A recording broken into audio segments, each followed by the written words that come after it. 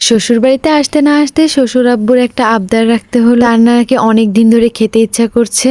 অনেক দিন ধরে আব্বু বলছিল যে অনেক দিন ধরে তো বাজার থেকে কচুর গোড়ালি নিয়ে এসেছি, আর আজকে কিন্তু এই দুইটা গোড়ালি দিয়ে আর সাথে কিন্তু কিছু ইলিশ মাছের কাটা দিয়ে আমার শাশুড়ি আম্মা ভিন্ন রকমের একটা রান্না করবে। যদিও এই রান্নাটা আমি আগে কখনো খাইনি। এই খাবারটা নাকি আমার শ্বশুর আব্বার কাছে অনেক পছন্দের। এই তো কচুগুলো কিন্তু প্রথমে সিদ্ধ করে হাত দিয়ে এভাবে কিছুটা চটকিয়ে নিয়েছি, আর এগুলো কিন্তু এখন পাটায় ভালো করে পিষতে হবে যেন এর মধ্যে কোনো বীজ না থাকে। সত্যি আমি আগে কখনো কিন্তু এভাবে কচুর গোড়ালি বেটে দেখিনি। প্রথমে তো আমি ভেবেছিলাম যে এটা তো বাটা একদমই সোজা, যেহেতু এটা প্রথমে সিদ্ধ করা ছিল। আমি তো আনন্দের মনে বাড়তে চলে গিয়েছি, আর যখনই আমি বাড়তে যাই তখনই দেখতে পাই যে আসলে এর মজা কতটুকু। আমি তো বাড়তেই পারছিলাম না, কারণ এত বিজলা ছিল যে আমি শিলটা নাড়াতেই পারছিলাম না। যাই হোক, কোনো মতো কষ্ট করে আমি একটু বেটে নিই। এরপরে তো আমি শাশুড়ি আমার কাছে বাটাগুলো দিয়ে এসে হাঁস মুরগিগুলোর খেতে দিচ্ছিলাম। মার্শাল্লাহ, আমাদের কিন্তু অনেক রকমের হাঁস মুরগি আছে। আমার কাছে কিন্তু সব থেকে এই হাঁসগুলো বেশি পছন্দ লাগে। ওদের হাঁটার স্টাইলটা আমার কাছে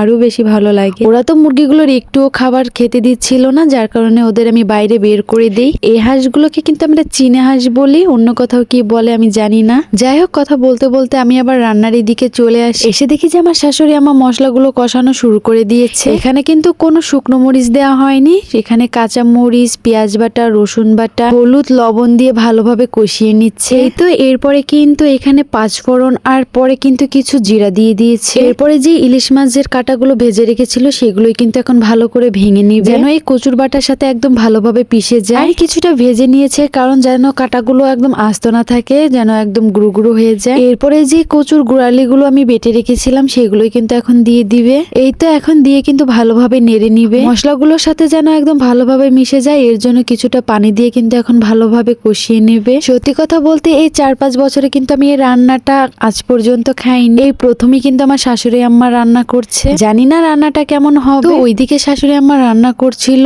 আর আমি এদিকে ভাবলাম যে আগে কিছু পাঙাশ মাছ ভুনা করে রেখেছিল, এগুলো রেখে আসি, কারণ আমার ছেলে তো আর ওগুলো দিয়ে খেতে পারবে না। যার কারণে আমার ছেলের জন্য কিছু পাঙাশ মাছ ভুনা করে রাখি, সাথে কিন্তু আমরাও খাবো, এমনটা না যে না আমরাও খাবো না। কথা বলতে বলতে কিন্তু আমাদের এই কচুর গোড়ালি রান্নাটা করাও শেষ। আসলে নামটা যে আমি কি দেবো আমি বুঝতে পারছি না। এই রান্নাটার যদি কেউ নাম জেনে থাকেন অবশ্যই কিন্তু আমাকে সেটা জানাবেন। যাই হোক, রান্নাটা কিন্তু আসলে অনেক সুন্দর হয়েছে, আর কালারটাও কিন্তু মাশাআল্লাহ অনেক ভালো হয়েছে। এখন তো খেয়ে দেখার পালা। আমার বিশ্বাস যে রান্নাটা সত্যি অনেক ভালো হবে, যেহেতু আমার শাশুড়ি মায়ের হাতের রান্না, উনি কিন্তু অনেক ভালো রান্না জানে। আর হ্যাঁ, সত্যি কিন্তু রান্নাটা অনেক ভালো হয়েছে। কচুর গোড়ালি দিয়ে যে এইভাবে একটা মজাদার খাবার বানানো যায় সেটা কিন্তু আমি জানতামই না। আসলে রান্নাও কিন্তু একটা আর্ট। যারা রান্না করতে জানে তারা কিন্তু সব ধরনের জিনিস দিয়ে রান্না ভালো করতে পারে। আমার কাছে তো রান্নাটা সত্যি অনেক ভালো লেগেছিল। আজকের ভিডিওটা এই পর্যন্ত। সবাই ভালো থাকবেন। আল্লাহ হাফেজ।